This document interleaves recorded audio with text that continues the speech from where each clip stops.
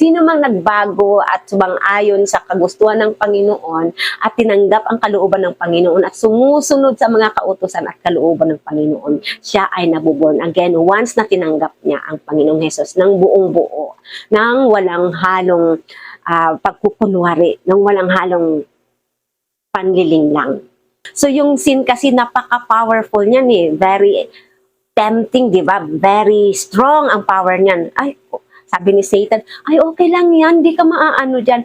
Pero hindi na tayo madideceive ng mga panglilin lang ni Satan kasi alam na natin at may katulong tayo sa ating sarili, ang Holy Spirit na binigay ni Jesus, kapalit niya nang siya'y umakyat sa langit para gabayan tayo. Kaya wala nang magagawa ang kasalanan sa ating buhay. Ano po? Wala na siyang power. Wala na siyang power. Si Satan, yung enemy natin, yung kasalanan, kasi siya ang father of all sins, si Satan. So wala na siyang magagawa. We are and we were and we are set free from the power of sin. Kaya dapat ganun ang mentality ng mga born-again Christians. Ano po?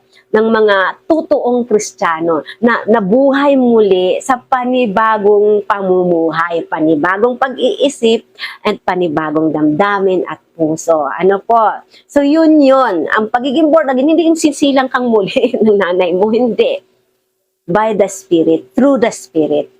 Ang kaisipan natin ay nagbago, ang ating damdamin ay nagbago. Yun po, pinapaliwanag ko lang yung ibig sabihin ng salitang born again. Ano po, ang sino mang nagbago at sumang-ayon sa kagustuhan ng Panginoon at tinanggap ang kalooban ng Panginoon at sumusunod sa mga kautusan at kalooban ng Panginoon, siya ay nabuborn again once na tinanggap niya ang Panginoong Hesus ng buong buo, nang walang halong pagkukunwari, nang walang halong panliling lang sa ibang tao. Kasi marami dyan, nagpabautismo pero hindi naman totoo. Gusto lang makisali sa grupo, gusto lang makisali sa denominasyon. Hindi po ganun ang pagiging anak ng Diyos. Ang pagiging anak ng Diyos, hindi yan nasusukat sa pagpunta-punta mo sa simbahan. Hindi yan nasusukat sa mga kasama mo sa simbahan. Hindi yan nasusukat kung ilang beses ka nagpipray, kung ilang beses ka That is pakitang tao. Sa puso tumitingin si Lord. Hindi sa mga pang-ibabaw na gawain. Kasi minsan, may mga ginagawa tayo na akala ng iba, okay yun, mabait na tao yan, ito, very holy. But deep inside in his heart, there is deception. May motive, wrong motive, and that is not right in the eyes of God. Kaya lahat tayo ay nahuhusgahan base sa kung ano konsensya sa puso natin. Kung tama ba yung motibo natin, kung tayo ba'y maka-Diyos, tayo ba'y mapagmahal na anak ng Diyos. Hindi tayo nag-iisip ng ikasasama ng ibang tao at hindi tayo nag-iisip na ikapanluloko natin sa ibang tao. Okay po, tuloy natin. Right, dito po tayo sa verse 12. Okay po. Sabi dito, do not let sin control the way you live. Do not give in to sinful desires. Do not let any part of your body become an instrument of evil to serve sin. Instead, give yourselves completely to God, for you were dead, but now you have new life. So, use your whole body as an instrument to do what is right for the glory of God.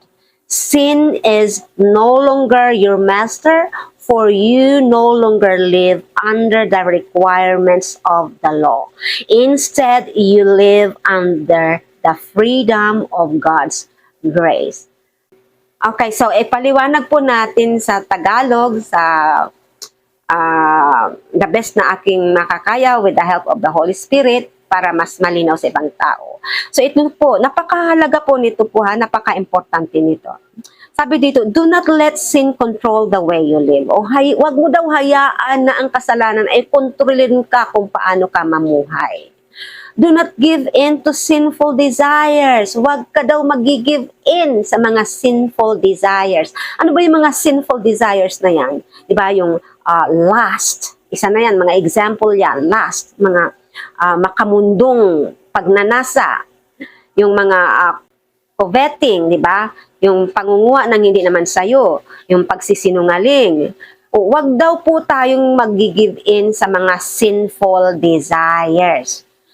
Do not let any part of your body become an instrument of evil to serve sin. So, hawag daw po nating hayaan ang anumang parte ng ating katawan na maging instrumento ng kasamaan para pagsilbihan ang kasalanan. Ano po?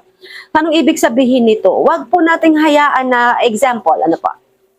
Example, tayo, yung mga mata natin, sa mga lalaki, example, kasi ito yung medyo mas madaling example para sa akin.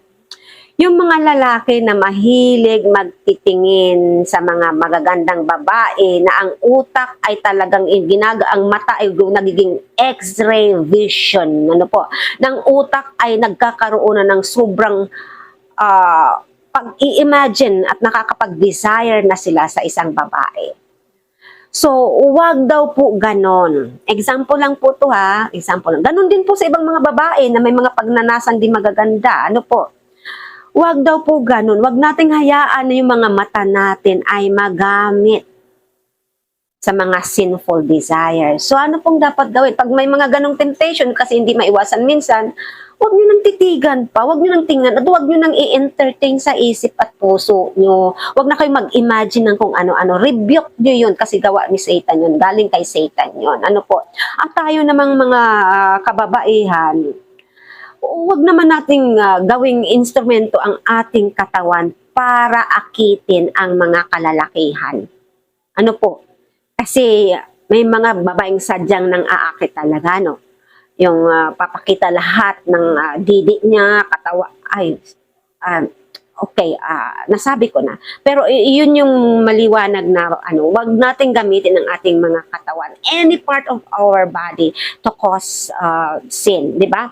Wag nating hayaan yun. Do not let any part of your body become an instrument of evil to serve sin. Instead, give yourselves completely to God. Sa halip, ibigay nyo ang inyong mga sarili ng kompleto sa Panginoon. For you were dead, but now you have new life.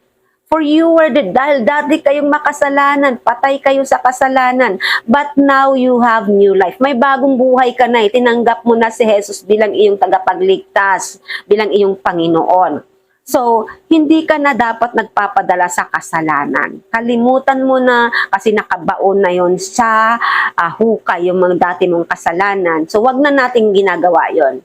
Dahil mayroon na tayong bagong buhay ngayon. So, use your whole body as an instrument to do what is right for the glory of God. O, di ba? Ang linaw po, gamitin daw po natin ang ating katawan bilang instrumento na makagawa ng kung ano ang tama for the glory of God. Para sa glory ni Lord. Para sa ikaluluwalhati ng ating Panginoon. Diba? Sin is no longer your master.